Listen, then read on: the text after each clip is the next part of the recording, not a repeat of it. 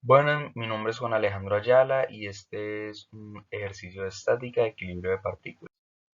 El ejercicio 16 nos dice que el anillo mostrado se ajusta entre tres cables de igual longitud, de los cuales se suspende la lámpara mostrada de 90 kilogramos de masa. Si el anillo permanece en el plano horizontal y la distancia z es igual a 700 milímetros, determine, primero, el vector posición del cable AB; segundo, la tensión desarrollada de los cables AB, AD y AC para lograr el equilibrio estático; y por último, las componentes rectangulares del cable AC. Entonces primero vamos a mirar este plano. Entonces, en este diagrama podemos ver, uno, el radio que nos muestran es de 0,5, este sería el radio, y que z, que ya nos lo daban, que era de 700 milímetros, vamos a pasarlo a metros, que sería de 0,7 metros. Y los ángulos que de cuerda en cuerda sería de 120 grados. Este sería el diagrama de fuerzas que nos dice que las fuerzas son positivas, ya que todas las fuerzas irían hacia arriba, porque la lámpara, el candelabro estaría yendo hacia abajo, entonces las cuerdas no podrían estar jalando hacia abajo porque si no, pues sería incongruente. Bueno, primero nos piden el vector posición de AB. Para hallar el vector posición, como lo dijimos antes, como esta fuerza que sería esta de acá, entonces como esta aquí le restamos a B, le restamos A. Entonces, ¿cómo quedaría? Viendo estas coordenadas podemos que sería 0 en I, 0,5 en J y 0 en K, menos la coordenada de A, que sería 0 en I, 0 en J y menos 0,7 en K. Entonces con esto hallamos los deltas de las coordenadas, entonces sería 0 en X, sería 0,5 en Y y 0,7 pasa positivo porque esta sería 0 menos 7, entonces pues por ley de signos este pasaría positivo. Luego tenemos el vector director AB, que no nos lo piden pero pues lo podemos encontrar de una vez. Entonces sería la diagonal que sería la raíz de los deltas, entonces sería, la diagonal sería igual a la raíz de delta de x al cuadrado más delta de y al cuadrado más delta de z al cuadrado. Cabe aclarar que x, y z son y, perdón, j y k.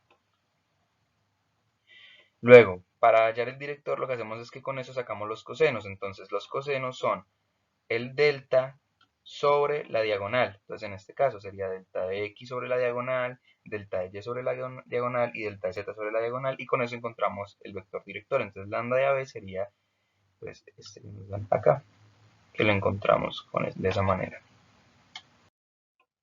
Luego, por segundo nos piden hallar tensiones.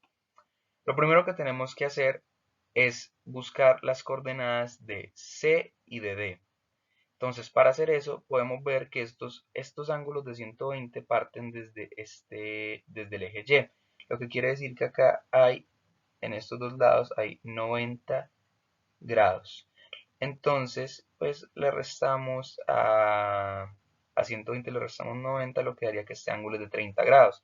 Y con esto ya podemos hallar las coordenadas, que entonces serían, para X sería el radio por el coseno del ángulo, entonces 0,5 coseno de 30. Y para Y sería el radio de seno del ángulo, entonces 0 seno de 30, 0,5 seno de 30. A ver, este proceso no lo podemos saltar en la C, ya que como también tiene 30 grados, podemos solamente cambiamos en X que sea negativo, ya que X podemos ver que aquí va positivo, aquí lleva positivo, entonces aquí X iría negativo. Entonces aquí lo único que cambiaría es que este quedaría menos 0,43. Luego, para hallar las tensiones, lo que hice fue directamente, aquí lo que hacemos es lo mismo que en la posición. Lo que hacíamos como ya sabemos que las fuerzas las tres son positivas, entonces a B le restamos a C le restamos A y a D le restamos A.